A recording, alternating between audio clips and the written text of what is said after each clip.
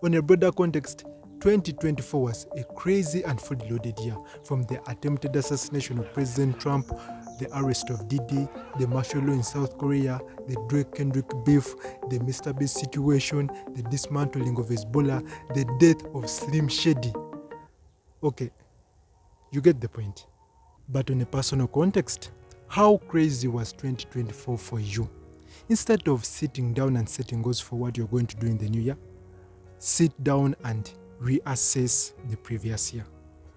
It's literally aimless for you to cry about how 2024 was miserable, but 2025 is going to be different. I'm willing to sacrifice my kidney. That's what you said at the beginning of the previous year.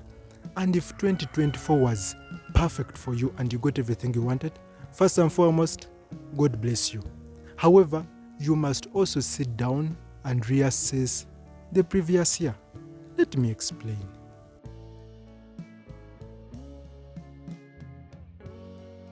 Hello, this is Marvin. So it was Tuesday, 31st December, the last day of 2024. Midnight finally arrived, evident by the fireworks exploding all over, indicating to us that the new year has finally arrived. For the previous years, I always knelt down on my knees and prayed to the Almighty God for a fruitful year. I also immediately set new year goals that I must accomplish by the end of the year. I also set themes that I must go by throughout the year. For example, 2019 was the year of success, 2024 was the year of implementation. Like, the dopamine rush was real and I felt like I owned the whole world. However, by the end of the year, I guarantee you I had accomplished none of the goals that I set at the beginning of the year. Worst of it all, I don't even remember any of them.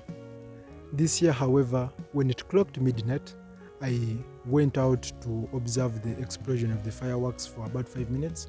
I later went back to my room and did 30 push-ups and immediately started editing the video that I actually uploaded last week. I came to a realization that New Year resolutions are synonymous to jacking off. It's all about a cheap dopamine release that will hurt you in the long run. Setting goals is not bad. However, setting goals for absolutely no reason is dangerous. And that's what happens to us at the beginning of every year. We think the previous year was trash, so if we plan out this year as early as possible, it may work out.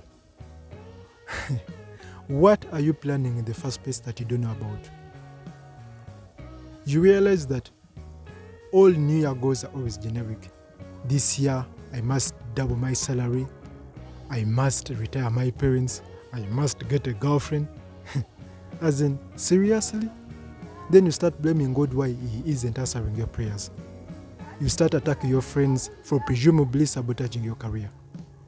You realize how your life will always remain shit if you don't apply some changes.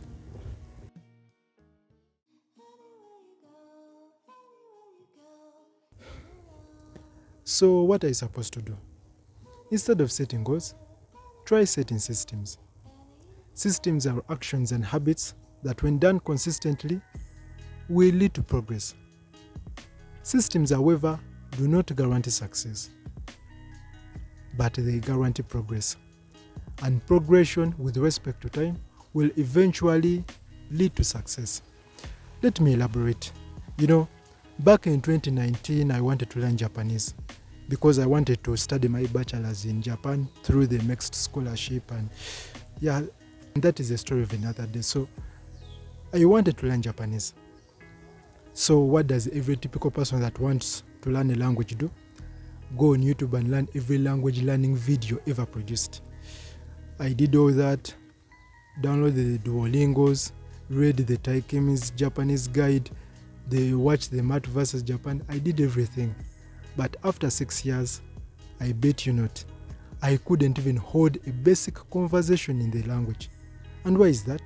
What went wrong?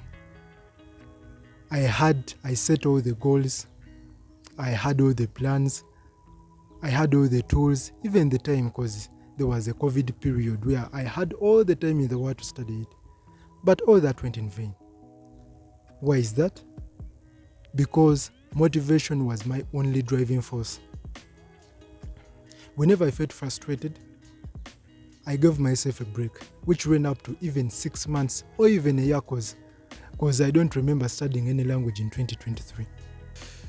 Yeah, this whole story needs its own episode, so subscribe to the channel to be updated.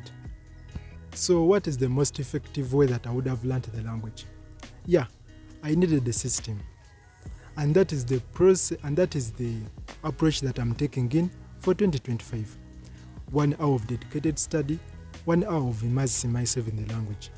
Whether I feel motivated or not, the time I set.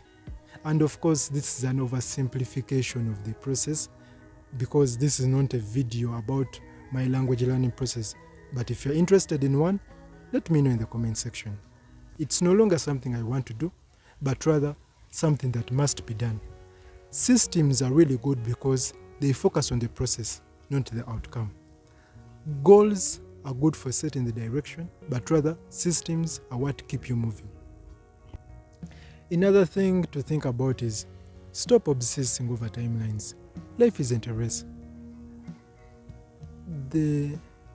The pressure of achieving certain milestones by a certain age is one of the biggest scams of modern society. Think about it. Who are you rushing? Who are you racing against? Your friends? Social media influencers? The boyfriend of your crush? Trust me, nobody cares. Instead, you should focus on moving at your own pace. Though, I'm not saying you should slack off. No. What I'm trying to say is, sustainable progress is better than rushed, inconsistent bursts of effort.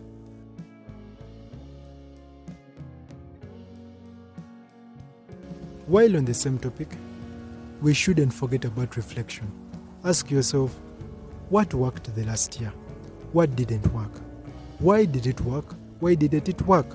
Sometimes the answers are uncomfortable. Sometimes maybe one small aspect was responsible for your stagnation. Maybe you are spending too much time on your phone. Maybe you have been avoiding to do hard tasks because they make you anxious. Or maybe it's that one friend that you know you are not supposed to be with, but you are too scared to turn away from. But until you confront these truths, you're going to keep making the same mistakes. So for me, 2024 was a year of lessons. I learned that consistency beats perfection. Not that I didn't know about that, but I hadn't fully experienced it. I also learned that failing is okay as long as you're failing forward. And most importantly, I learned that doing something small every day is infinitely better than waiting for the perfect moment. So for me, in 2025, I'm not setting up any grand resolutions. I'm sticking to my systems. I'm looking at the habits that I'm focusing on, the habits that made me achieve success, and tweaking the ones that didn't. No themes, no slogans, just action.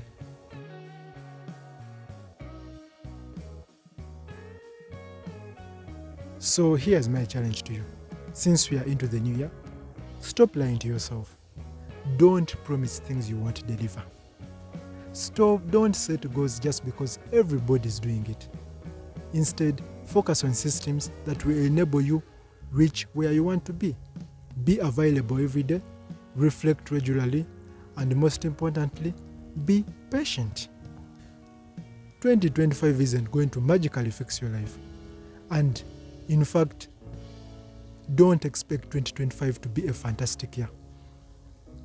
If you thought that your life was shit for however long you have lived, and you expect to fix it in a year, bro, Rome wasn't built in a single day.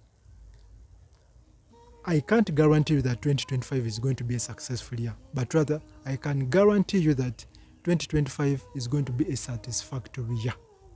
And for those who don't know, I'm 23 years old and life hasn't always been moving the way I would have expected it 10 years ago.